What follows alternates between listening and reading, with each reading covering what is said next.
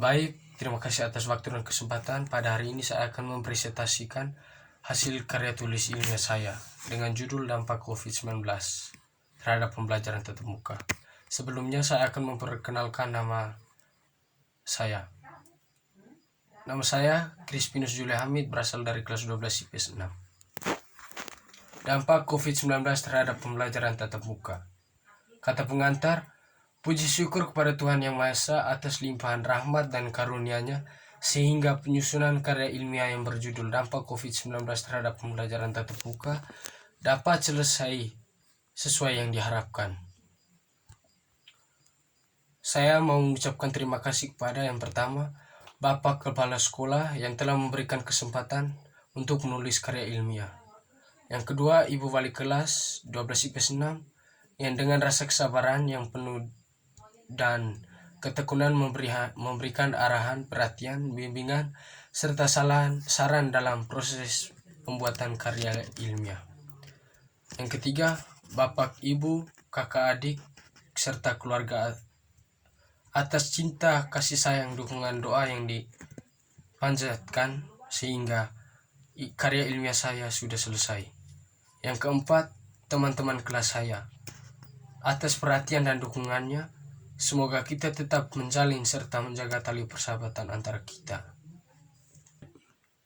Kata kunci yang saya ambil yaitu COVID-19 dan pembelajaran tatap muka. Bab 1, pendahuluan. 1.1 latar belakang. Virus corona atau yang biasa disebut COVID-19 sudah menyebar luas ke seluruh dunia. Virus ini pertama kali ditemukan di Wuhan, Cina. Di Indonesia hampir seluruh aktivitas diberhentikan. Virus corona ini juga memiliki dampak terhadap pendidikan. Dari pembelajaran tatap muka harus diganti dengan pembelajaran online. Virus ini sangat meresahkan masyarakat karena pekerjaan mereka harus diberhentikan. Dan juga kita harus berterima kasih kepada pemerintah yang dengan hati baik mereka telah memberikan bantuan selama masa pandemik ini. 1.2 Rumusan masalah. Berdasarkan latar belakang di atas, saya merumuskan beberapa masalah. Apa pengaruh COVID-19 terhadap dunia pendidikan? Mengapa COVID-19 ini sangat meresahkan masyarakat? Di mana virus ini ditemukan? Kapan virus ini ditemukan?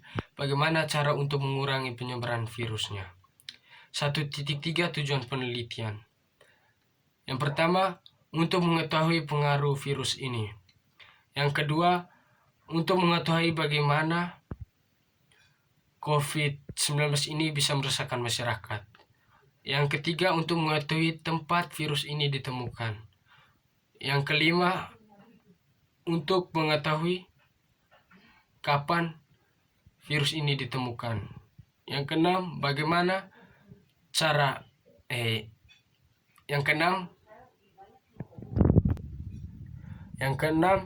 untuk mengetahui bagaimana cara untuk mengurangi penyebaran virus. 1.4 Manfaat penelitian.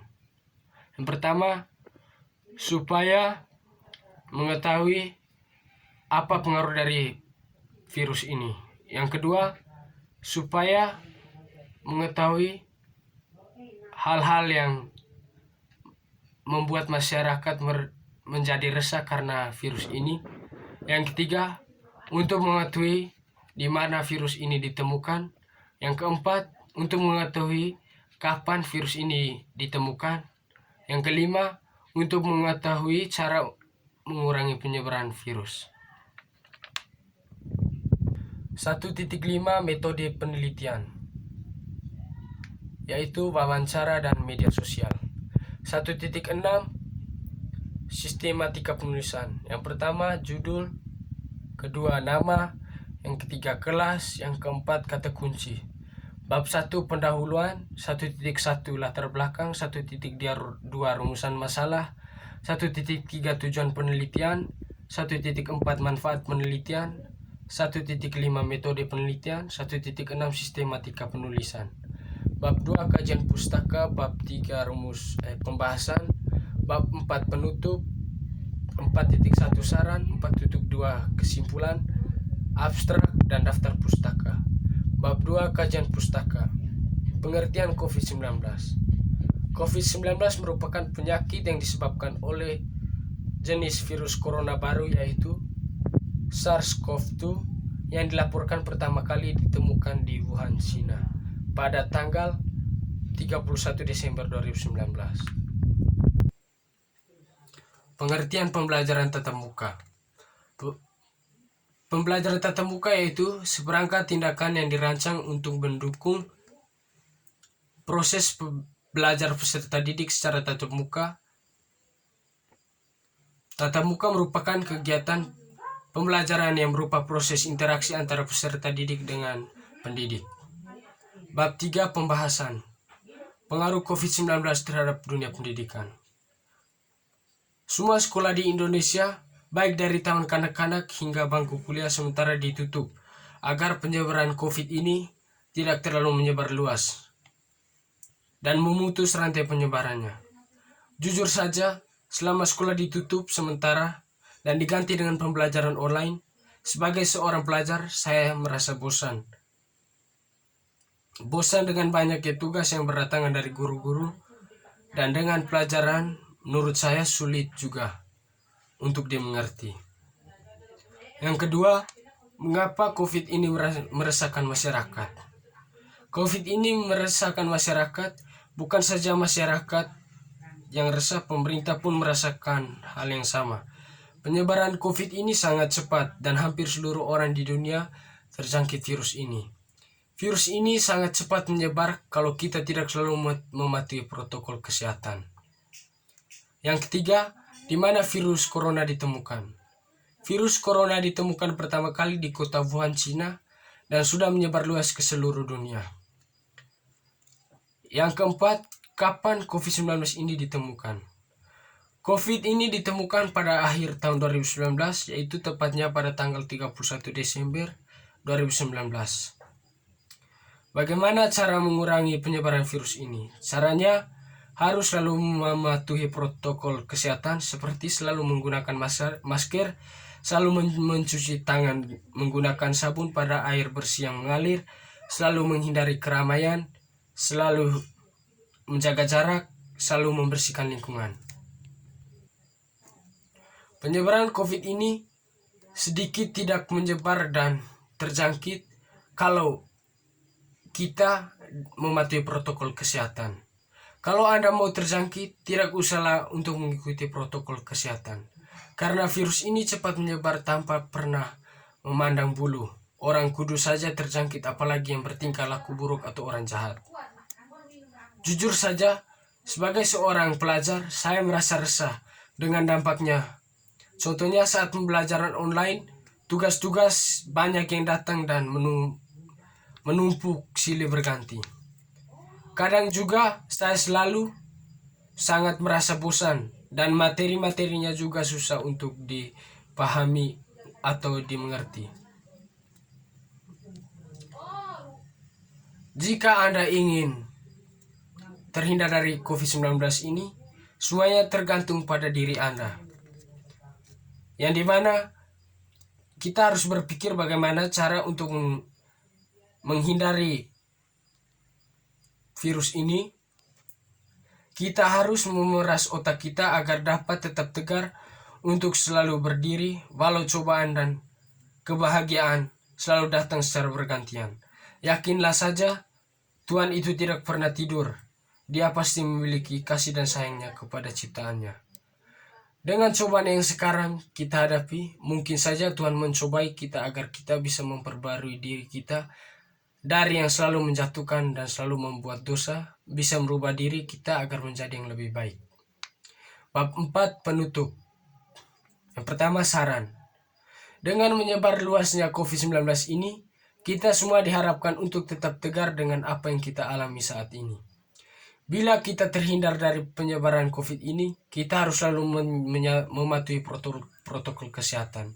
Seperti selalu menggunakan masker, selalu mencuci tangan menggunakan sabun dengan air bersih yang mengalir, selalu hindari dari kerumunan, selalu menjaga jarak, selalu membersihkan lingkungan. Dengan mematuhi protokol kesehatan di atas, bukan tidak mungkin diri kita terbebas dari virus ini. Yang kedua, kesimpulan. Dengan ini saya mau menyimpulkan bahwa COVID-19 ini sangat berbahaya dan dapat berpengaruh terhadap kehidupan sosial kita. Pengaruhnya besar yang menyebabkan satu persatu nyawa melayang dan membuat semua harus selalu tetap sabar dan tegar. COVID-19 merupakan tantangan serius bagi kita semua, tetapi ada berbagai hal yang dapat kita lakukan sebagai komunitas untuk saling mendukung. COVID-19 atau coronavirus adalah penyakit baru yang muncul pada tahun 2019 dan menyebabkan infeksi terpaksa. Gejala COVID-19 yang paling umum adalah demam, batuk kering, dan sesak napas. Sebagian orang yang terinfeksi tidak mengalami gejala apapun dan tidak merasa sakit. Kebanyakan orang, sekitar 80%, akan pulih dari COVID-19 tanpa memerlukan perawatan khusus. Sekitar 1 dari 6 orang akan mengalami gejala yang lebih serius dan akan mengalami kesulitan bernapas. Orang yang dapat tertular COVID-19 ini dari orang lain yang sudah terinfeksi terlepas dari apakah orang ini bergejala ataupun tidak.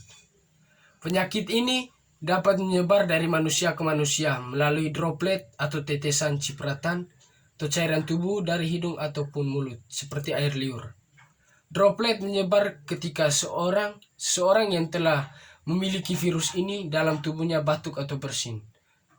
Penelitian menunjukkan bahwa virus COVID-19 dapat bertahan hidup beberapa lama di berbagai permukaan benda mati sepertinya meja dan gagang pintu.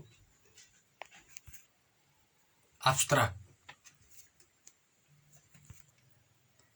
COVID-19 telah menyebar luas ke seluruh dunia dan banyak memakan korban jiwa.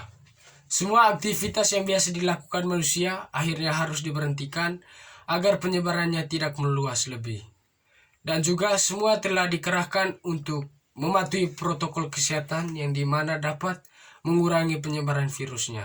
Begitupun sebaliknya, jika kita tidak mentaati protokol kesehatan, jangan harap nyawa Anda akan selamat. Selamat pun tergantung dari daya tahan tubuh Anda. Yang terakhir, daftar pustaka. www.padkkemkes.go.id, pengertian COVID-19, slideplayer.info, pembelajaran tatap muka, Hamid Julius 19 Bejawa 2020.